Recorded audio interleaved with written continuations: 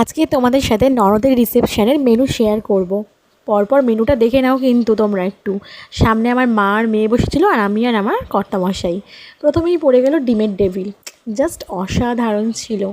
আমার মেয়ে না এটা খায়নি, কিন্তু আমরা নিয়েছিলাম। ভিতরে না পুরো ডিমটা পুরো ঠেসে দেওয়া ছিল। আর তার সাথে দিয়ে গেল অল্প করে কাসুন্দি। আর হচ্ছে স্যালাডটা তখন দেয়নি, কিছুক্ষণ পরে দিয়ে গিয়েছিল এসে। তারপরে দিল নান, আর সাথে ছিল চানা। দারুণ টেস্ট ছিল চানাটা। তারপরে পড়লো স্টিম রাইস, সাথে ছিল ভেজ ডাল, আর ওতে মাছের মাথাও ছিল, আর আলু ভাজা ছিল। আর তারপরে পড়ে গেল দই কাতলা। দারুণ টেস্ট ছিল কাতলা মাছটার। আর কাতলা মাছ খেতে তো আমার দারুণ লাগে। তোমাদের কেমন লাগে জানিও কিন্তু কমেন্টে। তারপরে পড়লো আজকে সোস টপার মাটন। ও ধোঁয়া উঠছিল রীতিমতন, দারুণ ছিল মাটনটা। আর আমার পছন্দের পিসগুলোই আমার পড়েছিল। তারপরে ছিল তোমার ফ্রুট চাটনি, যেটা আমি খেতে ভীষণই ভালোবাসি।